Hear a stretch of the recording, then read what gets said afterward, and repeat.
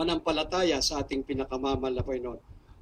Almost 6 km po na bukol, silaki po ng kamao ang nandito po, malapit po sa colon. Ang kailangan po kasi 100,000 doon sa ospital.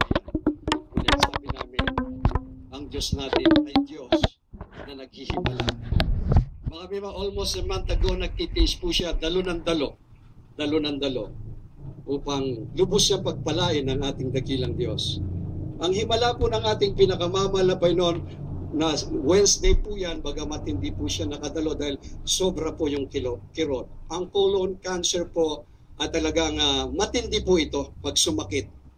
Himala po ng ating dakilang Diyos sa grabe niyang pagpupuri, habang kumikirot, mas matindi ang pagpupuri niya, mas malakas ang pagsigaw niya ng hallelujah, praise the Lord.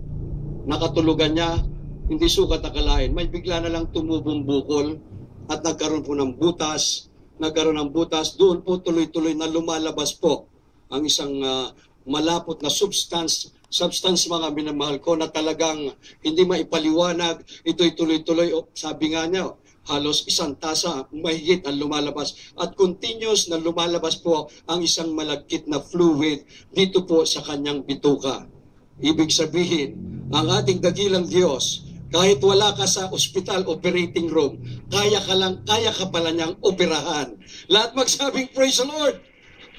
Mga minamahal, namangha ako sa gawa ng Diyos.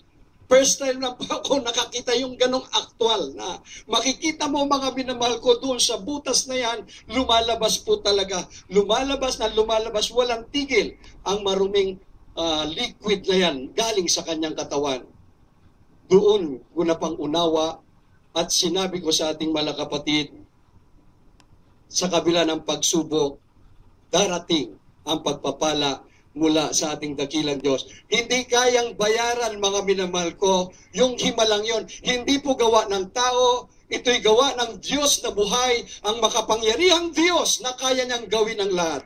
Nung kumustahin po namin ang ating brother, kumusta ka na? Mga minamahal, laking kaginhawaan ang kanyang naramdaman. Bagamat ang doktor po nagalit, bawal ka na rito, bawal lang wala ka ng reseta, huwag ka nang bumalik dito. Talagang hindi na babalik. Bakit?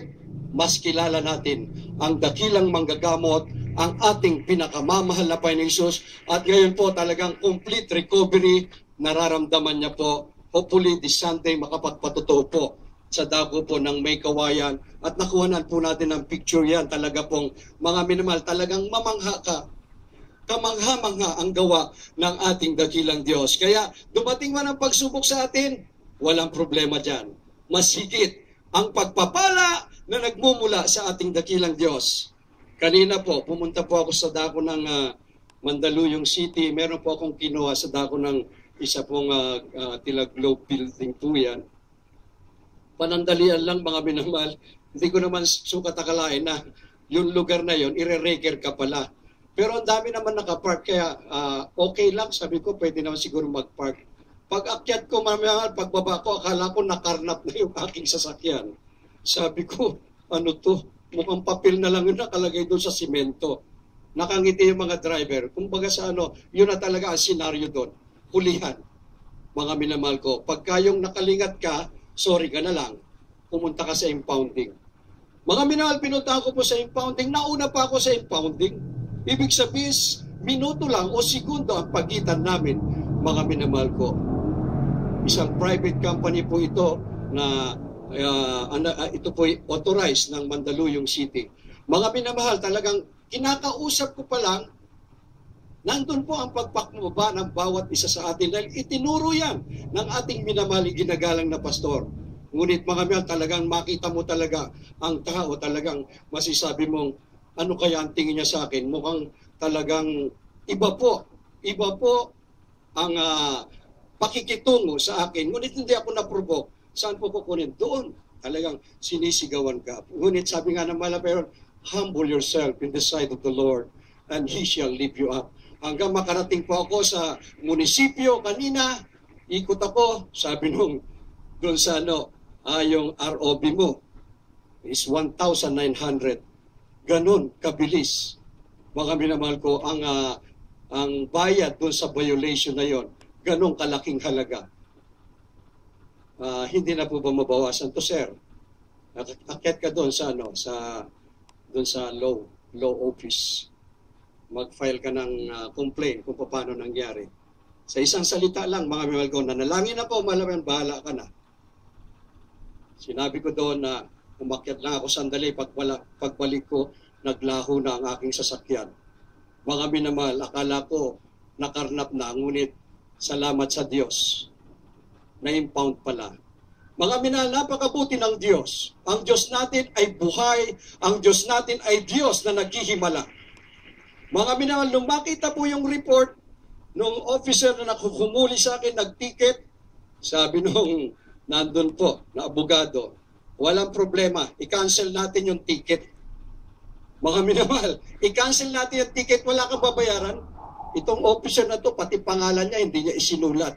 Walang number, kung ano yung number ng code niya doon sa kanyang ID. Kaya gumawa po yung abogado.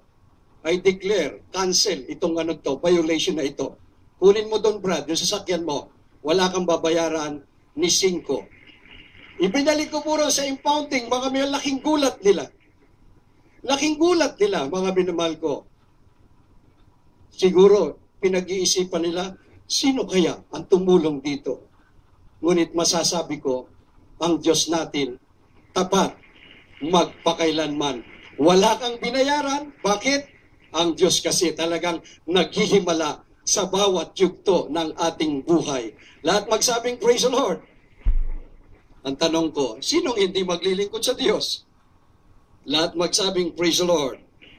Ang pinakamataas sa pagpupuri, pagpapasalamat, pagluwalhati sa ating pinakamamahal na Panginoong Hesus po lamang.